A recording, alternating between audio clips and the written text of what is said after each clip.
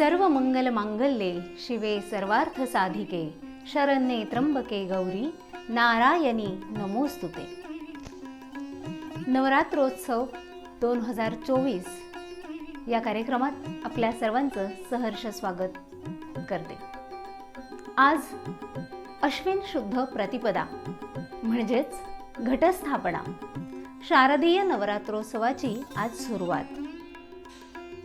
मुळातच मला नवरात्रोत्सव म्हणजे सृजनाचा सोहळा वाटतो। आदिशक्ती, आई जगदंबा, अंबाबाई, मा भवानी ही या सृजनाचे मूळ बीज, तर तिचे अंश असणारी स्त्री ही सृजनाचे मूर्तिमंत रूप होय। म्हणूनच या शारदीय नवरात्रोत्सवात आदिशक्तीच्या आराधनेबरोबरच सृजनाचे मूर्त रूप असणाऱ्या स्त्री शक्तीचा जागर मला महत्त्वाचा वाटतो। म्हणूनच यूट्यूबवरील नवरात्रोत्सवाच्या 3ऱ्या वर्षी मी करते आहे जागर भारतातील स्वातंत्र्यपूर्व काळातील कर्तृत्ववान स्त्रियांचा। जागर भारतातील स्वातंत्र्यपूर्व काळातील कर्तृत्ववान स्त्रियांचा। भारतीय संस्कृतीत शक्ती, बुद्धी म्हणजेच ज्ञान आणि संपत्ती या 3 महत्त्वपूर्ण तत्वांची देवता या स्त्रीरूपिणी आहेत। अर्थातच दुर्गा, सरस्वती आणि लक्ष्मी ही त्यांची रूपे आहेत। नारी शक्तीला पूजनीय मानणाऱ्या भारतात अनेक शूर, वीर, कर्तृत्ववान स्त्रिया होऊन गेल्या। त्यापैकीच काही स्त्रियांच्या कर्तृत्वाचा या नवरात्रोत्सवात आपण जागर करणार आहोत। नवरात्रोत्सव 2024 मधील पहिली माळ मी अर्पण करणार आहे राणी दुर्गावती यांना। राणी दुर्गावती यांचा जन्म प्रसिद्ध राजपूत राजा चंडेल सम्राट कीरत राय यांच्या कुटुंबात 5 ऑक्टोबर 1524 रोजी उत्तर प्रदेशातील बांदा जिल्ह्यातील कालंजर किल्ल्यात झाला। 1542 साली राणी दुर्गावती यांचा विवाह गोंड राजघराण्यातील राजा संग्राम शाह यांचे सुपुत्र दलपत शाह यांच्याशी झाला। इसवी सन 1545 साली राणी दुर्गावती यांनी एका मुलास जन्म दिला। त्यांनी आपल्या पुत्राचे नाव वीर नारायण असे ठेवले। इसवी सन 1550च्या सुमारास दुर्गावतींचे पती दलपत शाह यांचे निधन झाले। वीर नारायण त्यावेळेस वयाने खूपच लहान असल्याने गौंड राजाची सूत्रे राणी दुर्गावतींनी आपल्या हाती घेतली। प्रधानमंत्री आणि मंत्री मान ठाकूर यांनी राणी दुर्गावती यांना यशस्वी आणि प्रभावी राजकारभारासाठी मदत केली। इसवी सन 1556 मध्ये माळवा प्रांतावर कब्जा असलेल्या सुजात खानचा मुलगा बाज बहादूर हा गादीवर आला। राज्यकारभाराची धुरा सांभाळतानाच त्याने राणी दुर्गावतींवर हल्ला केला, पण या युद्धात त्याचा दारुण पराभव झाला। या पराभवानंतर बाज बहादूरला गप्प बसण्याशिवाय पर्याय उरला नाही। राणी दुर्गावतींचे नाव या काळात अतिशय प्रसिद्ध झाले। 1562 मध्ये अकबर राजाने माळवा प्रांताचा राजा बाज बहादूर याचा पराभव केला व माळवा प्रांत मुघल साम्राज्याखाली आणला। यामुळे आपसुकच राणी दुर्गावतीच्या साम्राज्याची हद्द मुघल साम्राज्याच्या हद्दीला स्पर्श करू लागली।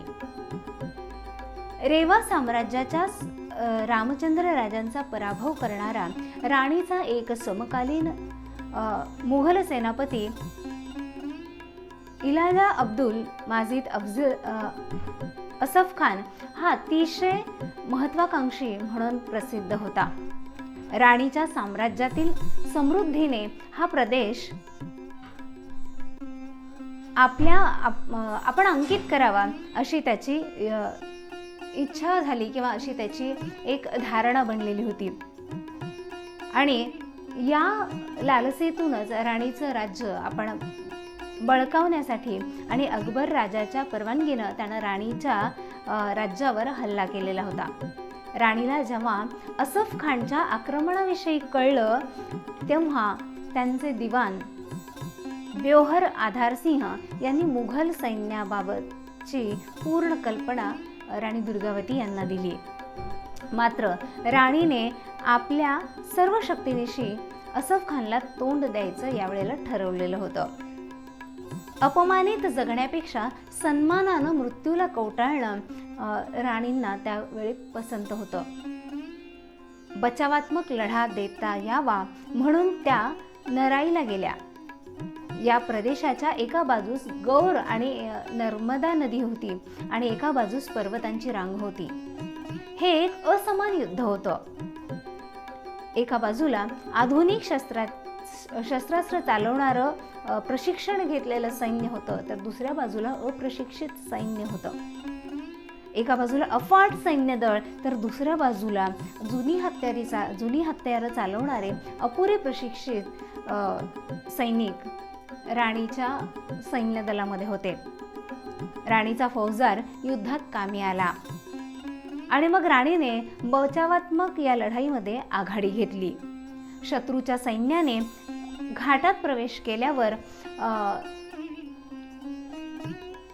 राणीच्या सैन्याने त्यांच्यावर हल्ला चढवला. दोन्ही बाजूला काही सैनिक मेले, पण राणीचा या युद्धात विजय झाला. घाटात शिरलेल्या मुघल सैन्याचा तिने पाठलाग केला आणि ती बाहेर आली. आता राणीने आपल्या सल्लागारांसोबत युद्धनीतीची चर्चा केली. राणीचं असं मत होतं की आपण रात्रीतून या परकीय आक्रमण सैन्यावर शत्रूवर हल्ला करावा, परंतु राणीच्या सल्लागारांनी यास नकार दिला. दुसऱ्याच दिवशी अगदी सकाळीच असफ खानानं अवाढव्य सेना त्यांची तोफा घेऊन युद्धासाठी त्यांनी आणलेल्या होत्या. राणी आपल्या सरमन नावाच्या हत्तीवर स्वार झाली आणि युद्धाला सामोरी गेली. तिचा मुलगा राजपुत्र वीर नारायण याने देखील या युद्धात भाग घेतलेला होता. त्याने 3 वेळा मुघल सैन्याची पिछेहाट केली, पण एक क्षणी तो जखमी झाला. एका सुरक्षित स्थळी मागे फिरला. या युद्धादरम्यान राणीला देखील एका बाणामुळे कानावर जखम झाली. दुसरा बाण त्यांच्या गळ्यात घुसला आणि त्यांची शुद्ध हरपली. शुद्धीवर आल्यावर त्यांच्या लक्षात आलं की या युद्धात पराभव अढळ आहे. त्यांच्या माहुताने त्यांना युद्धभूमीवरून परत फिरण्याचा सल्ला दिला, पण राणीने तो सल्ला मानला नाही. जीवन संपवले त्यावेळे म्हणजे जीवन संपण्याची जरी वेळ आली तरीही माघारी फिरायचं नाही हे तत्व राणीने स्वीकारलेलं होतं.